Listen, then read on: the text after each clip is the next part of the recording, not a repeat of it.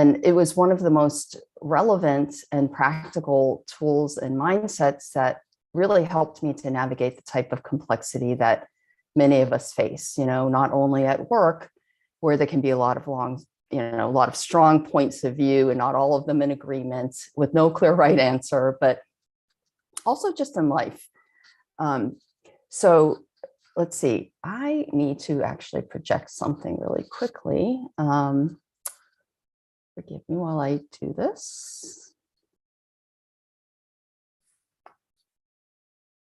All right, can you see that?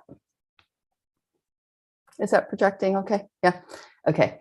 So again, we're going to be talking about polarities, which is the practice of seeing both sides of a problem.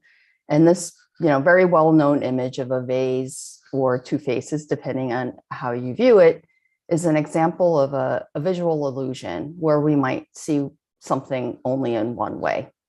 And it's a good example of how our brain can really bias one perspective over another. And it serves as a good reminder that actually there's usually more than one way to view a situation at any given time.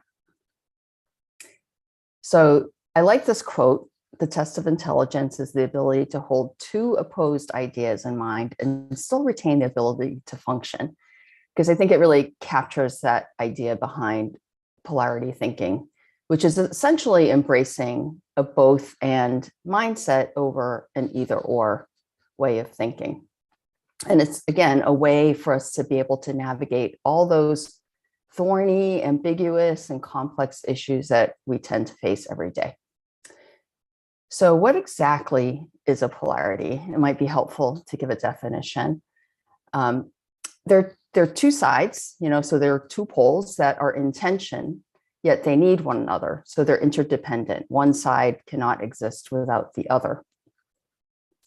And it's an ongoing chronic issue that's essentially unavoidable and unsolvable. So you cannot get away from it, and if you actually treat it like something that can be solved, like a problem that can be solved, that has a right answer, it actually can make things worse, because polarities are not something that's like a one and done to solve. It's something to be managed over time.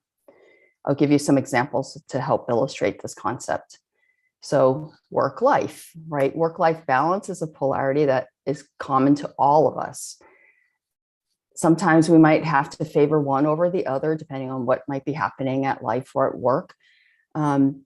But we know very well that when we're not managing it well, we can really feel the effects. We're out of balance. So that's a really kind of common polarity that we don't even think about. Well, we think about it, but maybe we haven't thought about it as a polarity to be managed. Another one that's probably really familiar to you is top down and bottom up. So again, polarities are something that is to be managed over time. It's not always easy to see it captured in a moment, right? So when, for example, I started at Google way back in 2007, the culture was very, very, very bottom up and very freewheeling. Ideas could come from anywhere. Teams were very loosely organized. There were very few managers. In fact, I was one of the first managers in user experience at the time. And as the company continued to grow and evolve, the culture also necessarily had to adjust to be able to scale effectively. And there became more top-down structure introduced, with policies and processes and management layers. And this inevitable culture shift took time. It was a polarity that had to be managed over time. And it wasn't just the polarity of top down, bottom up, but it manifested as many other different types of polarities, things like structured versus free form, autonomous versus, directed, centralized versus decentralized decision making. So you can see how deep these polarities can go. Another one that you might be familiar with is, say, quantitative versus qualitative based decision making, right? This is a favorite hot topic for teams who are trying to validate their decisions, say, in product development process.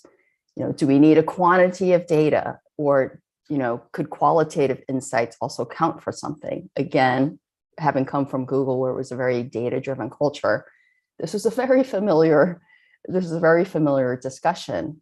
And in truth, in reality, decisions, when we're making product development decisions, it's often a bit of both quantitative and qualitative insights that really kind of help inform us.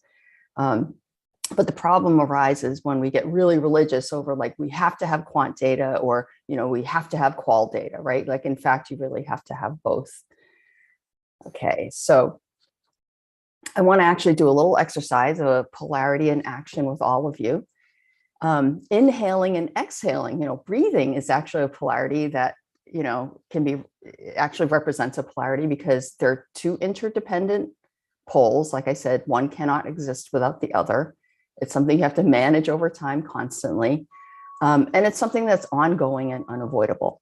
So if you'll work with me and to do this polarity in action, I want everybody to first inhale deeply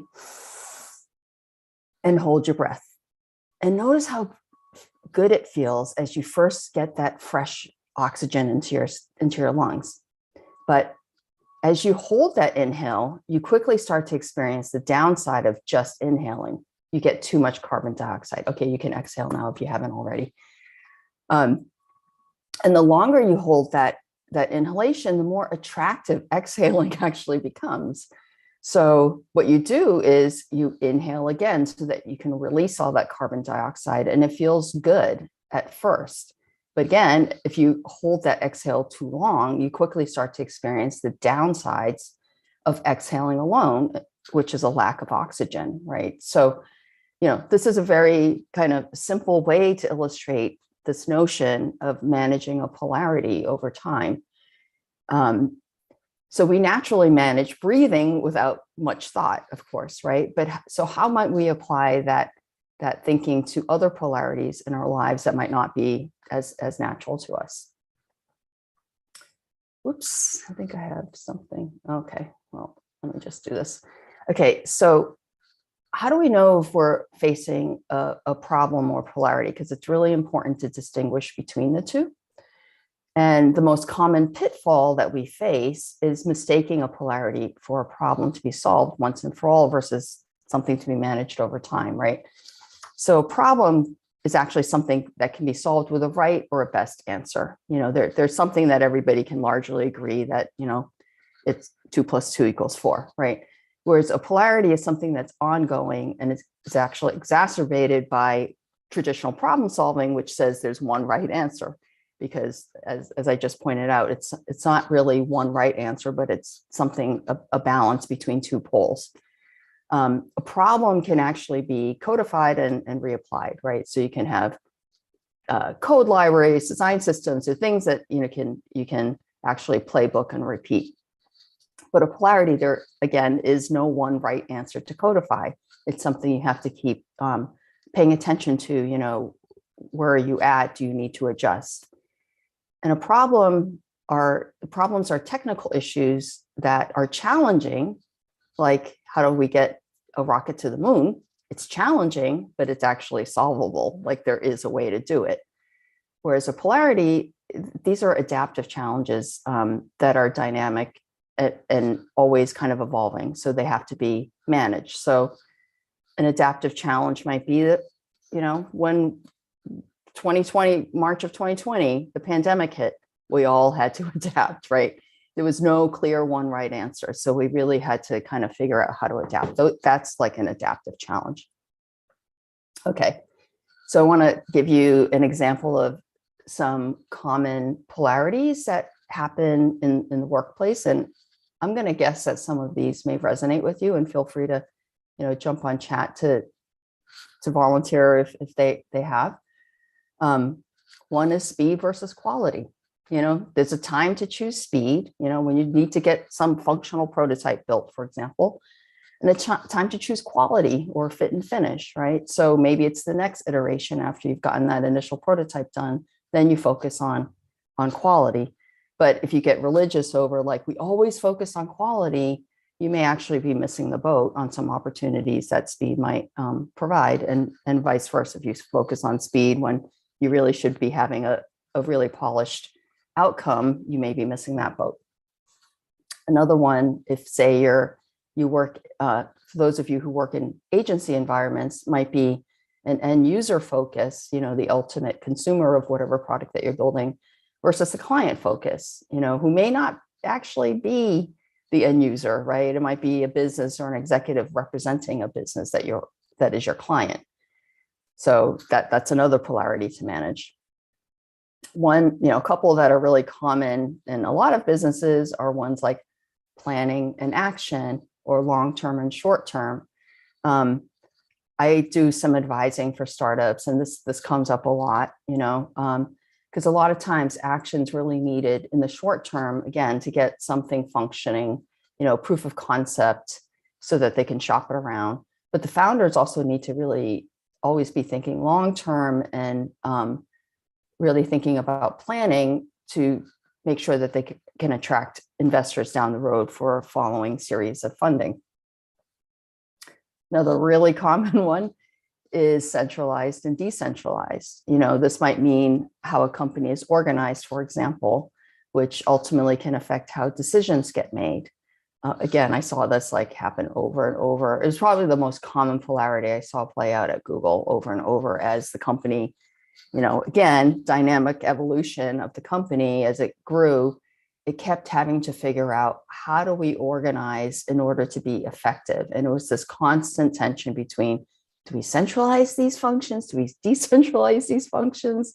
Does it report into business lines, or are they kind of functionally organized? So an eternal polarity for companies often. Growth versus profit. Again, this is something that I see with the startups that I advise. Startups will often focus on growth initially, but eventually they'll hit an inflection point where they really have to start to shift towards profit to, serve their investors, right? And so they can feel that tension often. So again, polarities are unavoidable. They're part of many organizations. They're part of a lot of product development processes and life in general. Like I said, work-life balance, that's just something we do all the time. So learning how to identify and manage these polarities well will help you to avoid the pitfall that there's one right answer, when it's really just a polarity to be managed constantly over time. All right, so does anybody have any questions before I go on? I'd love to, open that up. Don't be shy. Yin yang could be considered as polarity. Exactly. It is absolutely. Okay. That's a great observation. Okay. Night and day. Night and day, yeah. Yeah. Often we think about these as opposites or paradoxes. But they are complementary. But they're complementary. Yeah, they're interdependent. They really rely on one another. One cannot exist without the other. Husband and wife. I can tell you there's many polarities in relationships. Very true. Okay, so now we're going to get to the fun part where we get to break out into groups, and Anuba's going to help us with that. And again, this is all about understanding, how do we actually map the polarities to understand how we can manage it over time. So I want to kind of give you an example, right? So I had used this example of speed versus quality, and there's your yin yang sign. So what you'll see here is the map that you'll be working with in your small groups. And we use it to strike a balance between the two competing interests. In this example, it's speed or quality, right? And again, the important thing is to think of it not as an either or, but as coexisting, like yin and yang, right? It's a both and. So what you want to do is, what we want to do here, this example, is we name each side, each pole, very objectively, right? There's not one bad or one good. It's just what it is objectively. There's speed and then there's quality. For example, if I had, say, a bias over speed, and I was like, yeah, let's do this polarity map. And I, instead of calling it speed and quality, I said, my poles are, we're going to get it done. And the other side is going to be like, we're going to obsess over details. you can see I have a clear bias for speed, right? So you really want to kind of be careful that you're being objective in how you name each side. And then you're going to, as a group, list the pluses and the minuses for each side. You know, what are the upsides if we focus on speed? What are the downsides, and so on and so forth. So if we were to do this for, if we were to do this for speed and quality as a group, it might end up looking like this. You know, on the speed plus side, you know, we get to gain a lot of quick insights. We get to test and iterate really fast. The team has increased autonomy and we can get faster to market. But the downsides will be, we're going to sacrifice some polish. It's going to lack some cohesion, and there may be some cruft to fix later. We may end up with some debt that we have to address later. On the quality side, the upsides are if we focus on quality, we're going to get it right. We're going to deliver a better experience that upholds the brand promise. And, you know, hopefully this will match the investor expectations, right? The downside, you know, it's going to take longer. We're not as agile. We can't pivot, you know, it's harder to adapt. And we're increasing the interdependencies likely, and so on and so forth. And often what happens is like the upsides of one look like the downsides of the other.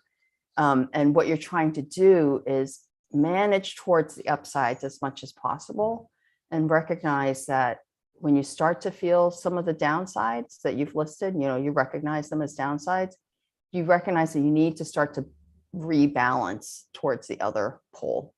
And that's the point of being explicit about mapping the upsides and downsides, is so you could recognize when you're getting the red flags and to balance differently. So you think about it as like you're standing on a balance board, you're constantly adjusting. You know, this isn't a religion where you just like pick one side forever and that's it. Because again, situations you'll need to adapt to. So does anybody have any questions on how we might be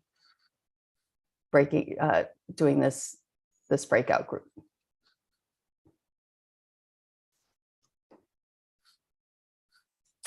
All right, well, then yes, I think in that case, since everybody's like in silence, I'll ship people into hyperspace.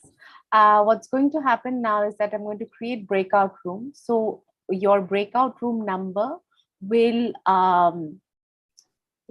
show, like whatever number it is, the same number is going to be there on the mural board. So whichever room it is, if it's room 1, breakout room 1, then it's going to be room 1 on the mural board. So please go on to that room and and start filling it out with all your ideas.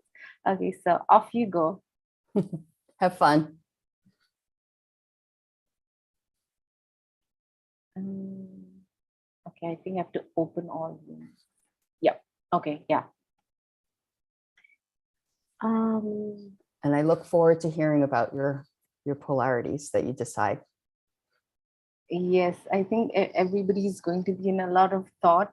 That leaves us, Margaret, for us to talk about and chat about a polarity that is something that is very relevant for you, and you find that it's becoming more and more, let's say, observant in your field right now. Oh, you're asking like what one might I have? Yes, that I see. Yeah. Well, one that I am finding has a parallel in both my personal life and my professional life is the polarity of how much telling, you know, directing versus like facilitating, right? So how much do I kind of outright say, here's how to do it, please do this, you know, whatever, versus like really helping another person figure out the answer. And I see that shift in my personal life as I am, you know, raising 2 teenagers, you know, and they're becoming young adults, right? You know, my oldest just went to college last year. My youngest is headed to college, you know, in the fall. And I'm really having to shift how I parent them because they're becoming more young adults with, you know, they need to make their own decisions, you know, so I have to kind of back away from the telling as much as I am sort of working with them to figure out the answers. And that shift actually is in parallel with my having gone from doing, leadership work as user experience person, for many, many years now, where it was about like leading teams and really also having that balance, but there was definitely more direction that I had to provide than in my current role as a coach, which is all about facilitation and all about believing that, the person that you're working with has the answers within themselves, right? To really facilitate. So that's a polarity that I feel like I've been managing for a long time, but really has been pronounced, I would say, in the past year or so. I think that's really something prevalent in a lot of teams, because I think the idea of team dynamics, leadership is also changing over time now. The way that we are as people and how we respond to our organization or our, let's say, whether it's project or it's contract, I think that, that equation is definitely something that I think people are also in question with, because the fact that we've been through a pandemic, and and it's a new space. So I think that reshuffling is really important from an individual level to an organizational level, right? Anybody else wants to add something to it, like Pedro? Yeah, sure. Why not? Hi, Margaret. Hi. I was quite interested in what you're talking about, these polarities, and I was wondering, when you're doing some research and finding out, okay, what problems do we have in our hands? How easy or difficult is it to convince everybody else that this is a typical problem for problem solving, that you'll get it done, but this one's a polarity, let's try just to manage it? And where's the frontier of trying to understand, you still bring some solutions into managing the polarity, pretty much like you would bring solutions to address a problem that you say, this one we're going to solve, and this one we're going just to manage. And how is it this struggle also with the team? You're trying to convince everybody else this is a different kind of flavor, people. And how do the solutions look different anyway? Yeah. And sometimes it's not really explicit, right? Like that it's a polarity for everybody. But I think just recognizing that the solution or whatever the best answer for the time is how I look at it. It's not the only answer. It's not the forever answer. Yeah. It's in this moment of time, given what we have, the best answer is for us to actually centralize these resources. Well, knowing that down the road, we're probably going to have to readdress that later, that it's not a forever thing. So sometimes I see it as that. It's like, okay, we just need to figure out what's the best approach to deal with the situation we have now, whether I actually explicitly say, and then we're going to change it down the road. In fact, that sometimes freaks people out if we say that. But I think in situations, like I said, when I'm advising startups, like the conversations around polarities between things like, you focus on speed or quality, it is really, really helpful, because people can then understand, like, oh, I see, like, even though my job is whatever, is a designer, and I'm usually focused on, fit and finish and whatnot, like, I get it now. I get that, like, the situation right now is not about, a big marketing campaign where everything has to be fit and finish. It's about a proof of concept where we really just need quick insights, through a functional prototype. So sometimes it's just like really clarifying what is the goal of the situation that we face right now. Like, what are we trying to manage? Yeah. Does that make sense? I like that. Yeah, because indeed, I went through a few corporate restructurings, and I was part of organizing that, actually. And some of the reactions I got frequently was, why don't you guys just make a choice, instead of just now centralize and now decentralize again, or go matrix and kill it all. And but indeed, as you're saying, there's different objectives in time, and I guess that's how you keep progressing anyway, even if it feels like you're going back and forth, but you're not like going backwards. You're actually still progressing. You're Yeah, still that's progressing, quite and you're managing it. You're managing that balance over time. Like I said, I often think of it as like being on a balance board. You know when you're out of balance, right? Like, Yeah. so say you had chosen decentralization, you know, like, what do you think a typical result of decentralizing would be if it's not going well? Like, what's a Mhm. downside that you might see?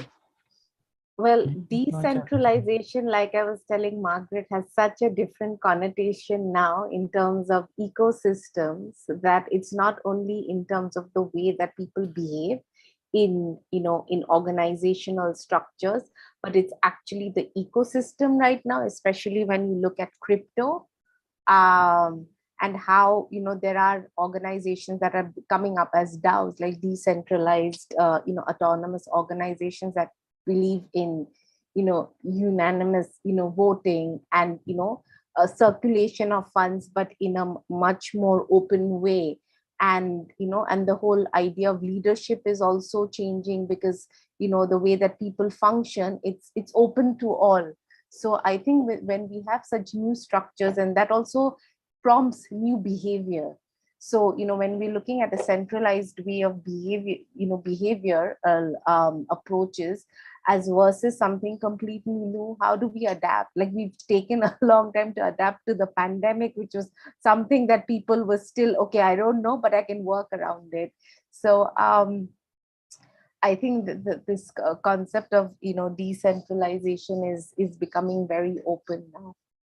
Yeah, you were mentioning yesterday when we were chatting, Anupa, about like Web3 versus Web2 and how that kind of represents that same paradigm, right? Of like more decentralized. And I think that will be something to manage over time as well.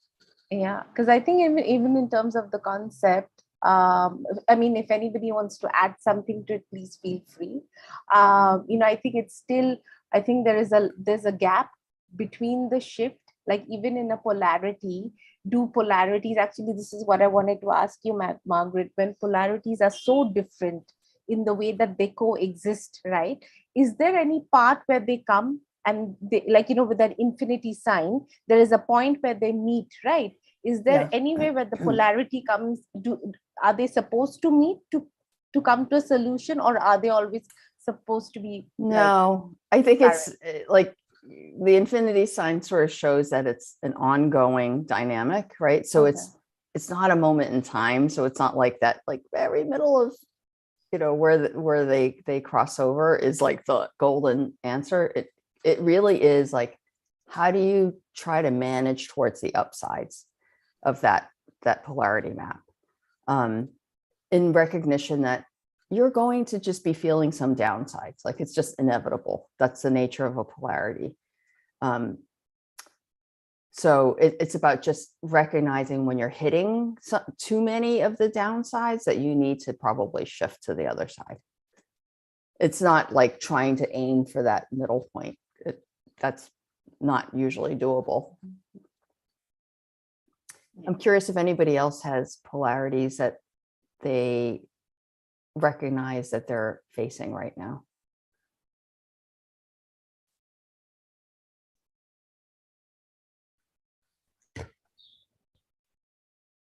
Speak now or hold your speech. I'm Thinking. Yeah, exactly. I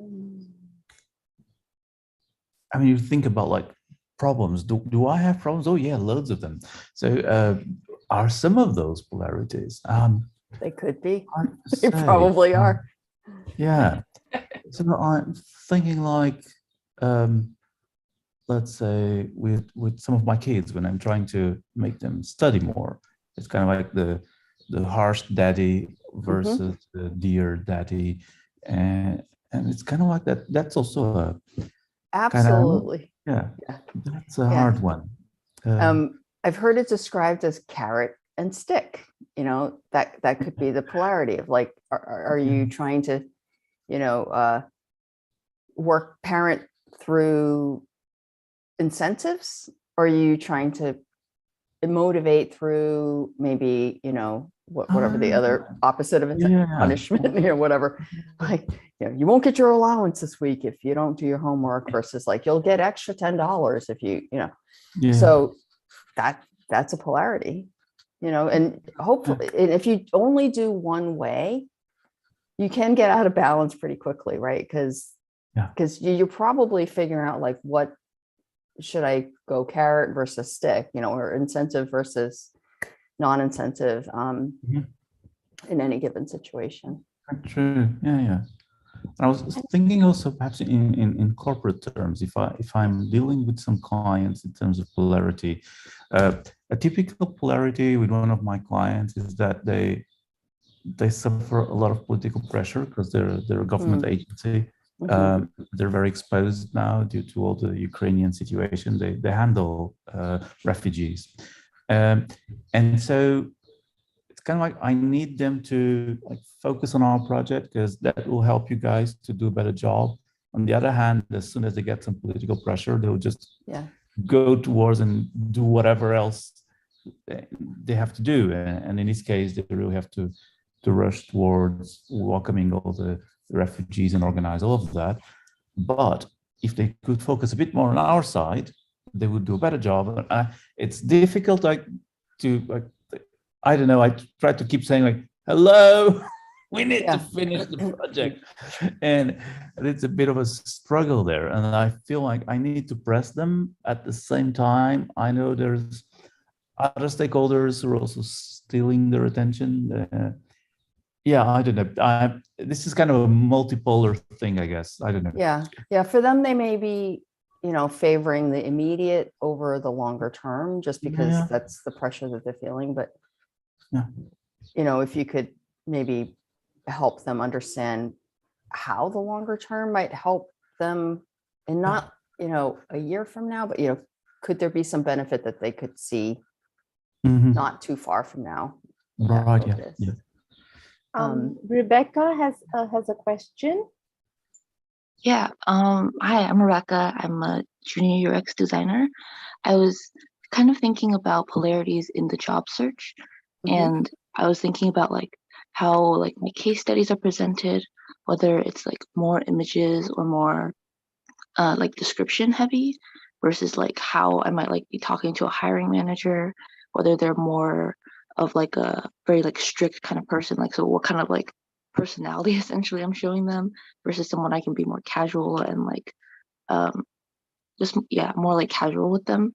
So I guess, are these kind of also polarities in how I have to approach I guess like the different types of people and jobs in the UX world? Is that a polarity?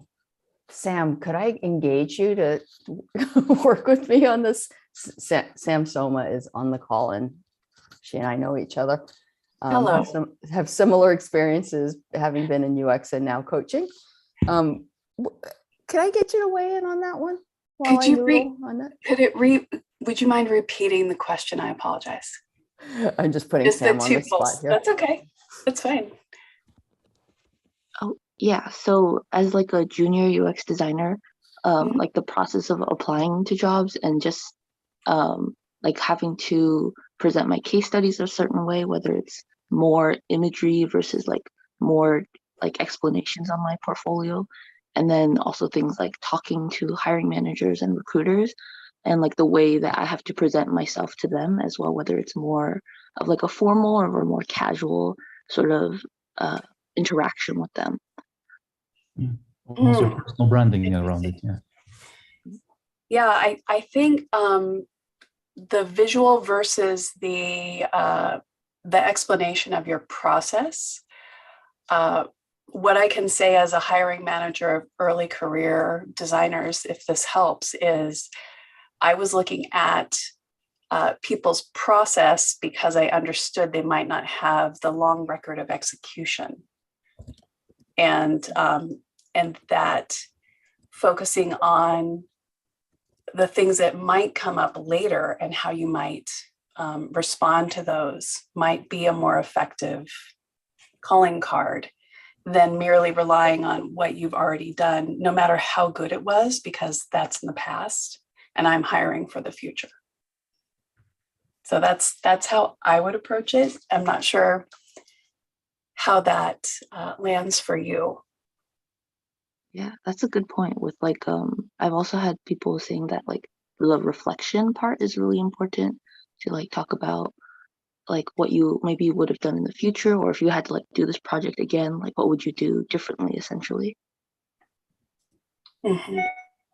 Yeah, I think that's a great answer, Sam. And I would thank you for that. I would also add that for Rebecca, you could actually use that polarity map and kind of map, well, what are the upsides of just visual? What are the upsides of just text explanation and the downsides? And you could see that, you will want a balance, right? You're going to need the explanation to show your thought process, like Sam said, basically how you solve a problem, but also like the execution of it and the manifestation of your thought process through the visuals is also helpful.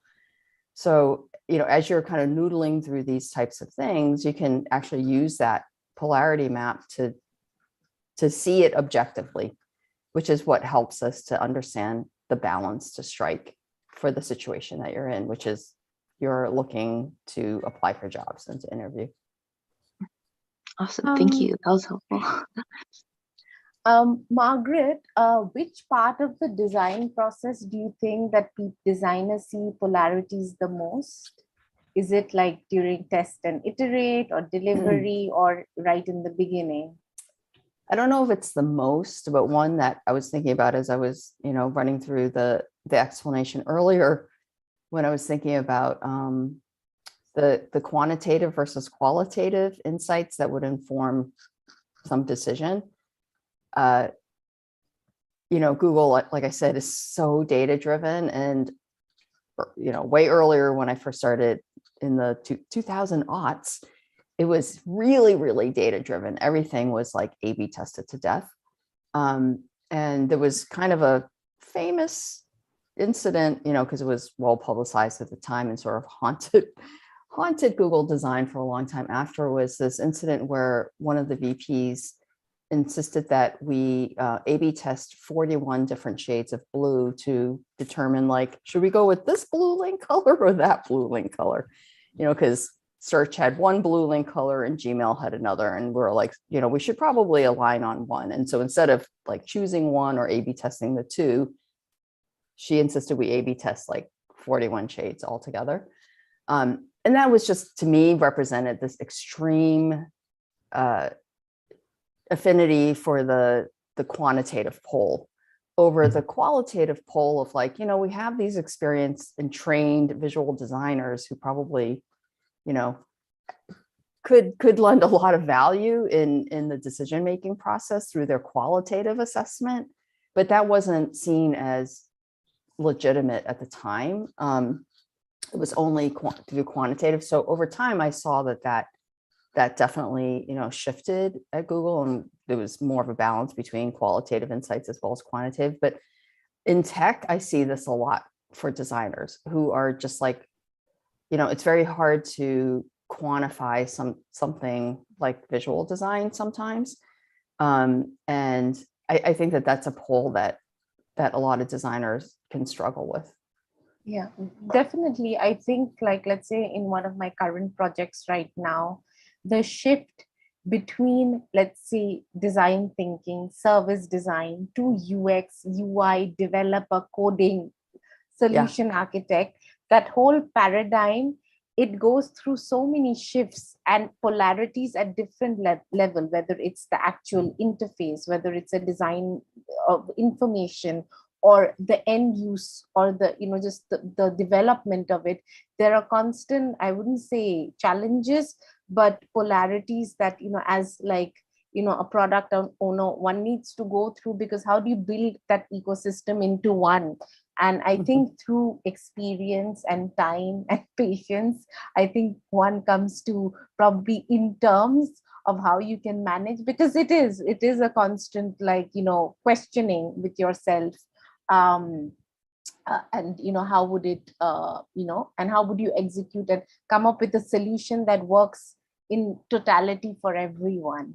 Yeah. We have about 5 more minutes, and then I'm going to bring everybody back to the main room, and then we can have some, feedback from them. Any last thoughts from our, from our current panels? Anything that you'd like to share before we get, back? I'm still like in my head trying to sort out that you were saying when you approach a polarity in a traditional problem-solving way, you're just exacerbating it and you're making it worse. And I'm trying to figure out, trying to reason with that in my mind, kind of like, perhaps where is the difference in the solution, or where are we making a mistake and making it worse? And I'm trying, perhaps one example or two might just simplify this in my head. In my mind, it's about the how, as much as like the what the solution is. Because often when you have a polarity, you also have factions that believe in one side or the other, right?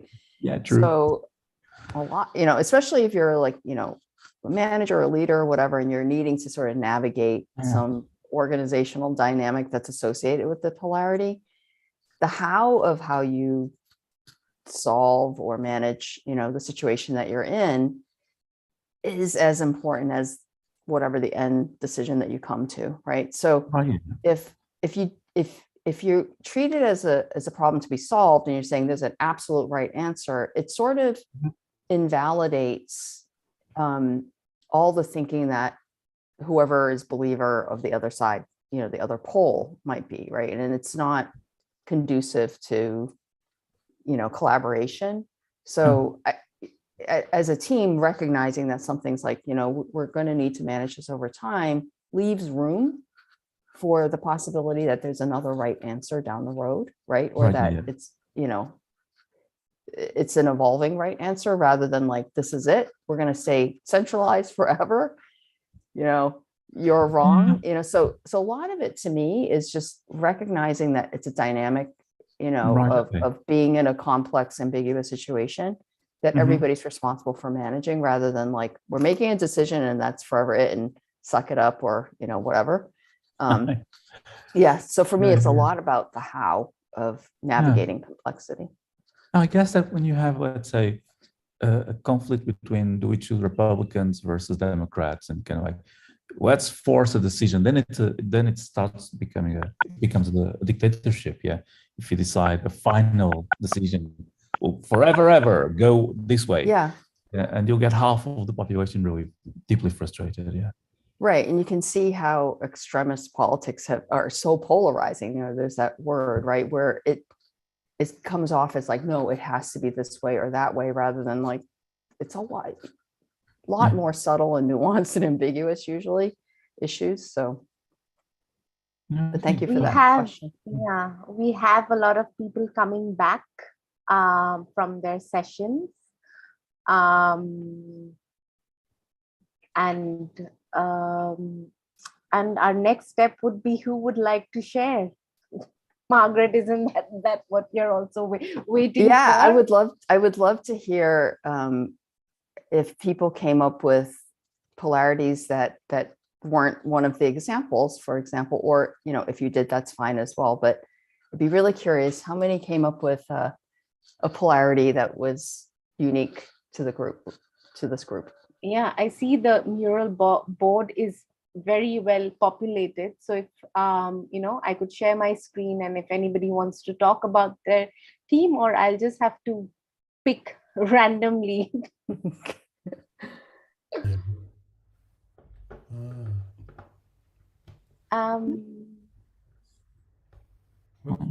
Waldorf and Statler, I see you had gone we on heard mic, so something. now you're on the hook to Yes. share.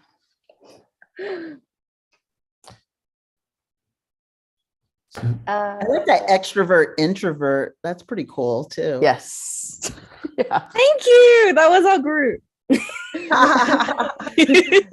I mean, Pierre, do you want to talk about it? Because you are the extrovert in our group. Which group is this? Then I'll share your screen. Oh, you Sure, guys can it's- say yes.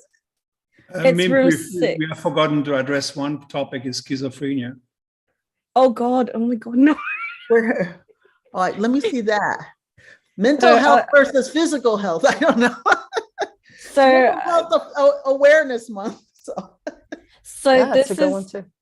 this is our group, room 6, and Cecile is in the group with Pierre and me, and I think we were lurking on the board, and then we kind of got inspiration. Somebody wrote before us, introvert and extrovert. We were like, oh yeah, that's a good one. So kind of just went with it. Whoever came up with that first, thank you so much. And I'm sorry we stole your idea, but we just went with it. And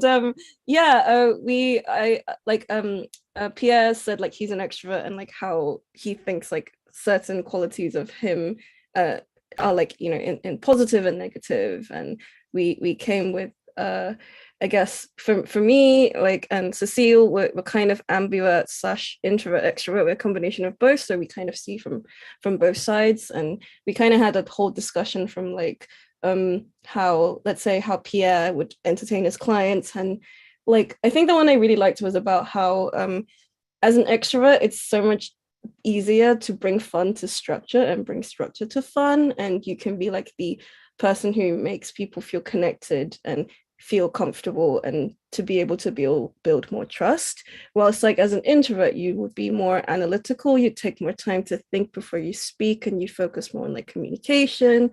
But there's also negatives on both sides. Like as an extrovert, when you speak too much, you unleash like so many things, is like the Pandora box. And if you want me to elaborate about that, I will get Pierre to speak about that. There's also about, as an extrovert, if you're a bully, let's say, you can also be blocking people's energy and creating frustrations. As an introvert, you can also be easily misunderstood because we don't always speak all the time. We kind of doubt ourselves more, and we also need a lot of energy to recharge. So we're a little bit more thoughtful of how we use our energy. Yes. Thank you. Is that everything? Yeah. I like how like the word extrovert is in a bigger font, just to like emphasize that extroversion is louder, you know. That was actually by accident, but I'm just gonna go with, oh yeah, that was intentional. Yeah. I can keep. Did you steal that idea from us? Sorry? Did you steal that idea from us? I think so, Waldorf. Yeah. Who else will point that out? Would you like to talk about your team? No. I'm sure you would. Which team are you? I'll keep sharing my screen. Well, you stole our idea, so now we have nothing. No, We are open to replication. No, we actually went from because there was actually quite an interesting conversation as well we had about the introvert and extrovert, which we weren't really sure whether that would be a polarity or whether that would be something. But you can be both. So like I think I am both. So so that's interesting. But we also said you can look at it from a team level, saying, oh, do you actually need both of those elements in a diverse team? So I don't know, we had that conversation, but we ended up with open and close, which sounds really simple, but we actually moved all the way from open and close in the conversation to what I understood at least as being sort of the edge of chaos. So it went all the way to something very deep actually, but open and close systems, and then it turns into, oh, you have an open system and a closed system. What if they need each other? You know, in a polarity, what if you need to be open every now and then and then close it? And then you think about startups, for instance, or organizations that kind of sometimes you need to be open for having more chaos, creativity, being inclusive, and new impulses. Yeah, new impulses. And sometimes you want to reduce your risk and be focused a little bit more and be more predictable. But then the negative side is that you are static and more narrow-minded. So as a polarity, I like that picture of, hey, that's interesting that it kind of, you need both. It's like, you know, the breathing in and breathing out. If you look at it that way.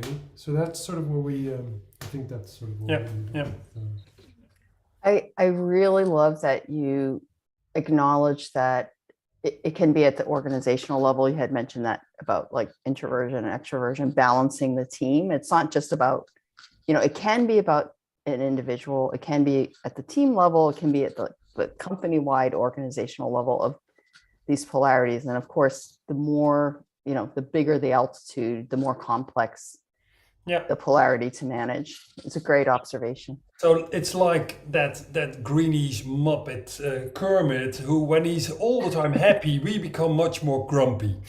Yeah, exactly. It's that same balance we're looking for. Boo, boo, get out of it. It's done. It's over. So you are the two old guys from the Muppet Show, right? No, not at all. You should laugh like that.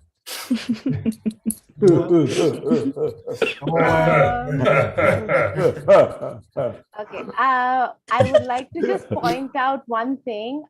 We just have a minute or so to kind of wrap up the session, and then we all can go into the backstage and talk more, because we have people in line like Beatrice who would like to ask another question. So I think there is a lot of space for a lot of chattering and banter.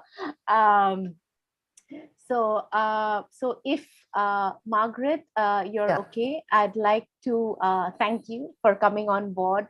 I think this was a very immersive session for all of us. And this is something that's reflective of what we do regularly, whether in our personal or professional space.